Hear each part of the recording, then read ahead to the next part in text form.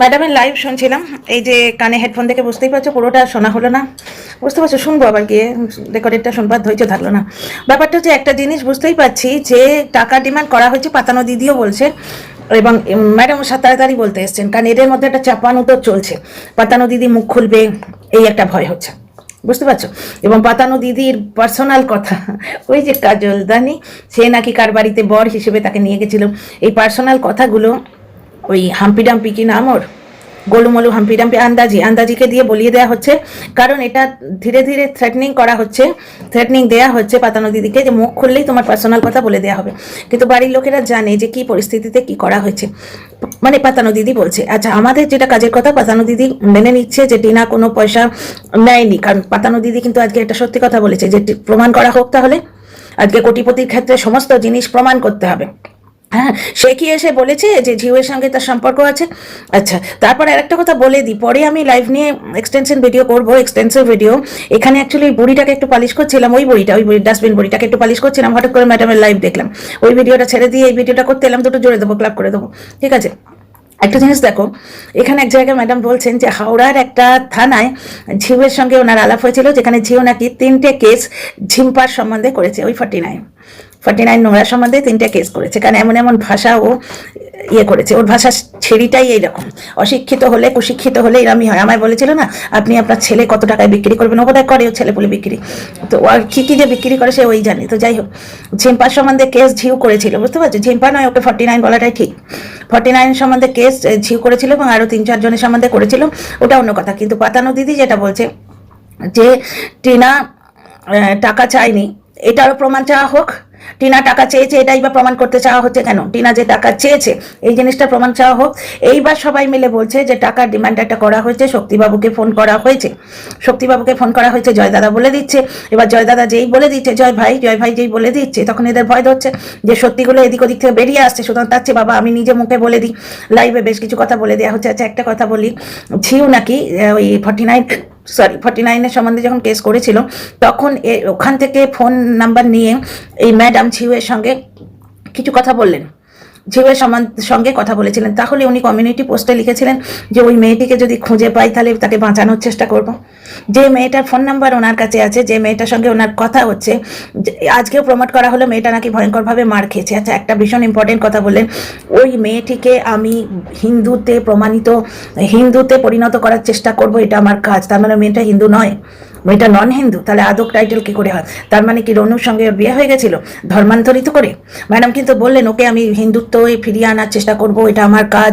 হিন্দুতে ফিরে এসছে, হিন্দুত্ব বেছে নিয়েছে, এরকম গোলমালে কি একটা কথা। ওই ছাল ছাড়ানো ছিপড়া যে, সেও কিন্তু বলছে যে ম্যাডাম কি বলছেন আমরা কিছুই বুঝতে পারছি না।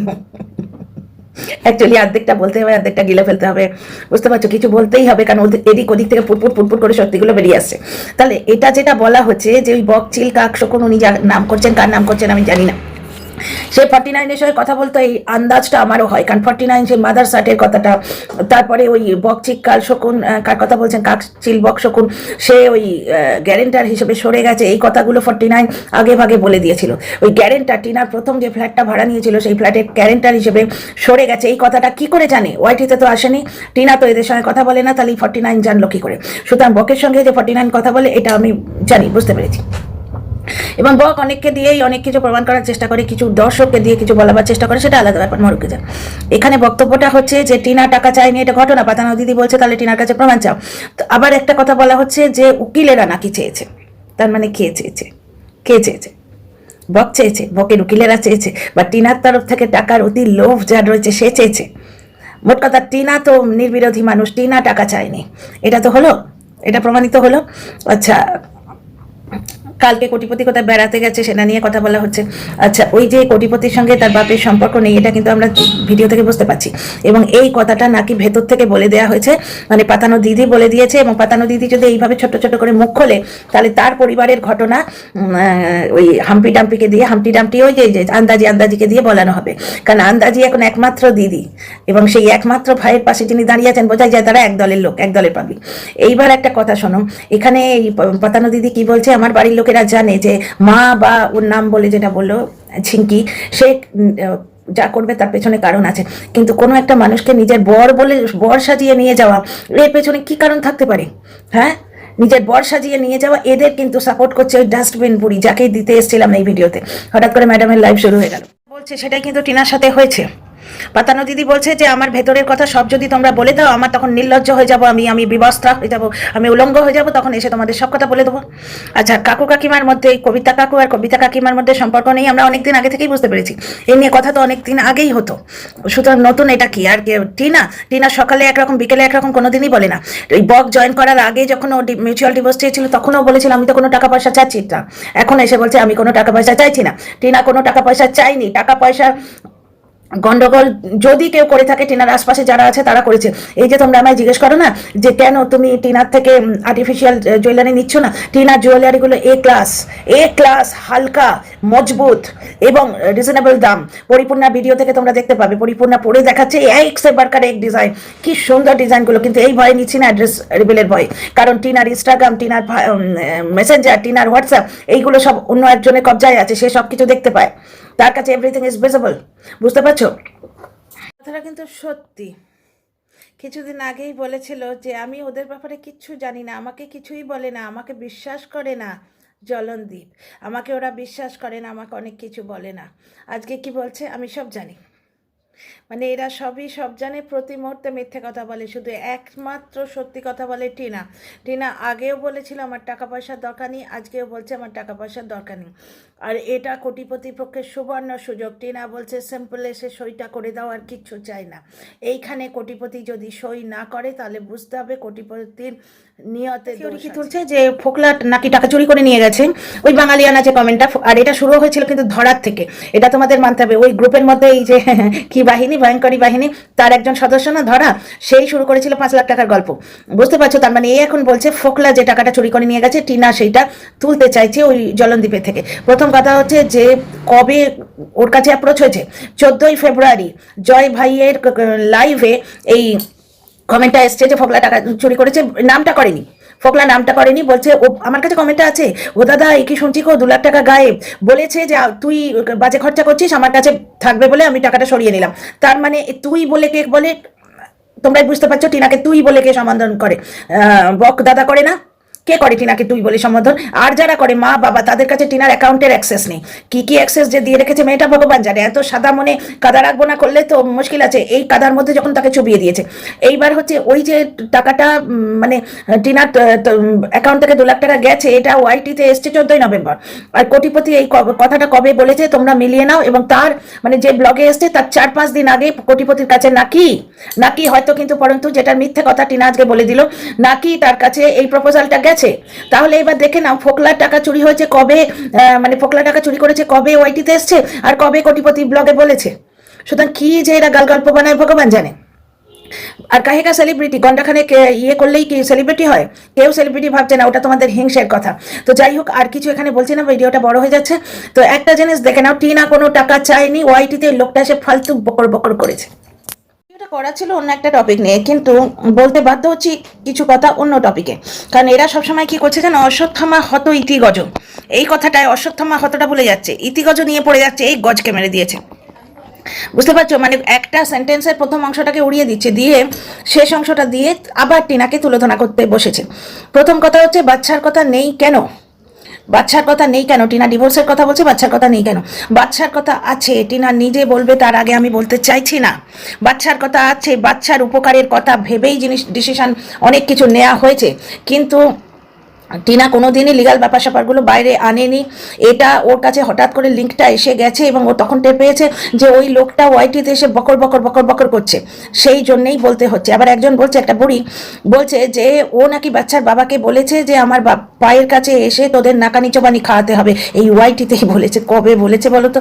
তার আগে পুরো 1 বছর ধরে বুড়ি ঠাম্মিকে পর্যন্ত ছাড়েনি, যেখানে ওর মায়ের পেটে দিদি এসে বলে যাচ্ছে তোর লজ্জা করে না? আমাদের দিদার বয়সী 65 বছরের বয়স্ক একটা ঠাম্মিকে নিয়ে তুই কথা বলছিস? নাইটি পরে নোংরামো করছে, মনে আছে কথাগুলো? খৈনিওলা, ওই যে পায়ের কাছে এসে নাকানি চোবানি খাওয়াবো, পায়ে পড়তে হবে, কথাটা কখন বলেছিল? টিনার রোজগারের জায়গায় যখন ধাক্কা দিয়েছিল, এবং টিনা ঠিক ঝোপ বুঝে কোপ মেরে টিনার চ্যানেলে স্ট্রাইক মেরেছিল। বুঝতে পারছো? যখন অলরেডিও একটা স্ট্রাইক খেয়েছিল ইউটিউব থেকে, ওই একটা গেমের প্রমোশন করে।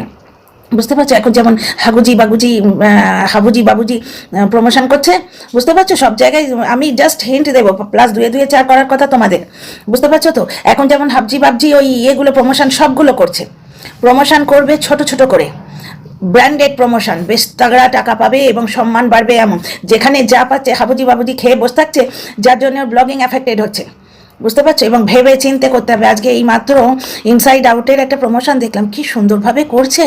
ওই যে সেই কোনো একটা রুম ফ্রেশনারের বোধহয়, রুম ফ্রেশনার বা পারফিউম কিছুর একটা প্রমোশন করছে, বুঝতে পারছো? কারণ মোদ্দা কথা হচ্ছে, ব্লগিংয়ের স্ট্যান্ডার্ড যদি নেমে যায়, ভিউজ যদি নেমে যায় না, ভালো ব্র্যান্ড প্রমোশন দেবে না।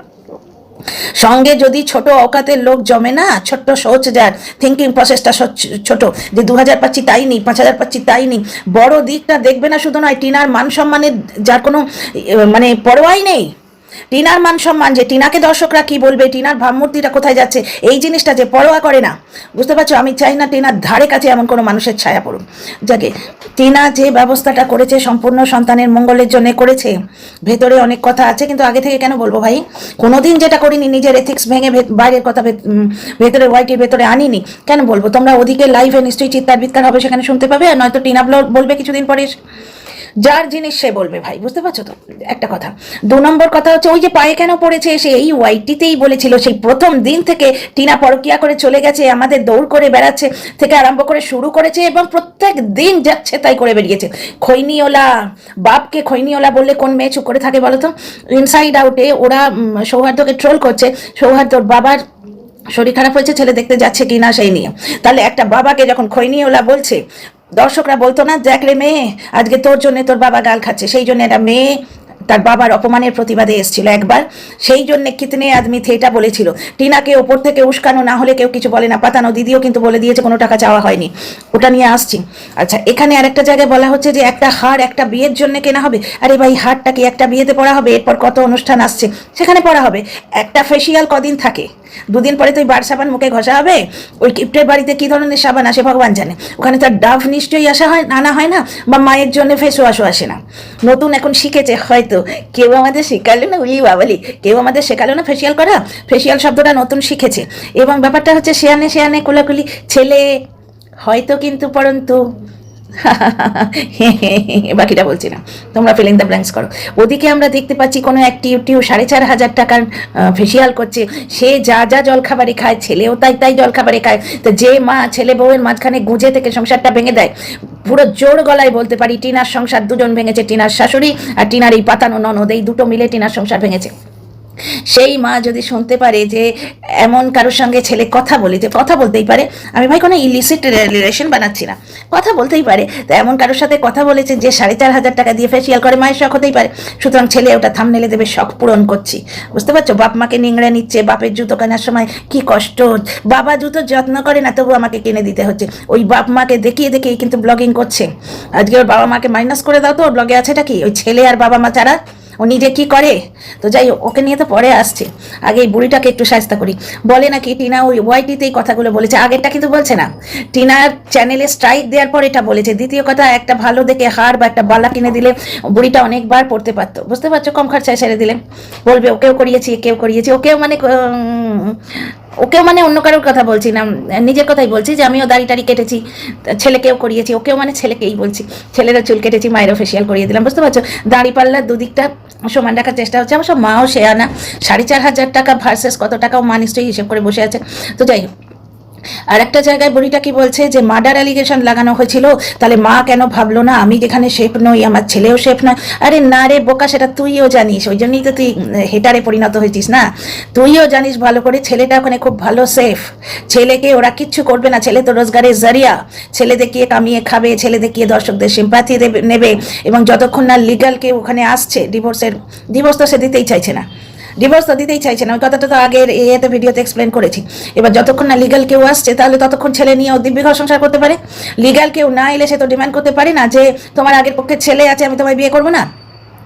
টিনাও যখন ডিভোর্সের পর বিয়ে করবে, আমার খুব ইচ্ছে টিনা যেন তার হবু স্বামীর সঙ্গে এই কথাটা বলে নেয় যে আমার একটা ছেলে আছে বাপু, সে আমার কাছে থাকবে, এই বুঝে শুধু তুমি এসো, নাহলে রাস্তা দেখো, বুঝতে পারছো? এবং স্বামীর যেন তাগড়া রোজগার থাকে, এমন স্বামী আমি চাই টিনার পাশে, যে ওকে কন্ট্রোল করবে না, এই তোর টাকা আমার কাছে থাকবে, তোকে 5,000 টাকা করে দেবো, তুই খরচা করবি, এইরকম মেন্টালিটির মানুষ এলে এই কোটিপতির দুর্দশা হবে। এই কোটিপতি যেরকম কন্ট্রোল করেছে, যার জন্যই সংসারটা ভেঙেছে, এই জিনিস যেন টিনা আর বরদাস্ত না করে, বুঝতে পারছো? আচ্ছা, টিনা বলে দিয়েছে আমি যা টাকা পাই তাতে আমার চলে যায়, তার মানে কি কোটিপতির টাকার প্রতি ওর কোনো লোভ নেই, বুঝতে পারছো? কোনো রকম কোনো লোভ নেই। আচ্ছা, টিনা ছেলে নিয়ে বেরোলো না কেন? টিনা জানতোই না যে ও পার্মানেন্টলি বেরোচ্ছে, টিনা তো সংসার করবে ভেবেছিল, বুঝতে পারছো তো? যার জন্যই 498 কেসটা তখন দেয়নি। টিনা জানতো না যে রেপ কেসের মতো 498 কেস মেডিকেল হয়, সঙ্গে সঙ্গে না দিলে তার এফেক্ট হয় না। ও জানতো না, কিন্তু ও ভেবে রেখেছিল এই ঝগড়াঝাটি হয়েছে, আমার থেকে একটা বড় ভুল হয়ে গেছে, এই কিছুদিন পরে চলে আসবো বাপি মা, আর ওদিকে মা আর ওই কি বলে বুড়োটা, ওই বিনা বিনা সার্টিফিকেটের ডাক্তার, দুজনে মিলে 4 জনে মিলে বসবে, আবার আমরা ঘর সংসার করবো। ও তো বুঝতেই পারিনি যে পাতানো দিদি ঢুকবে ভেতরে, শাশুড়ি একে রয়েছে, তারপরে একে নামে রক্ষে নেই, সুগ্রীব তার সখা, ঢুকে পড়বে পাতানো দিদি।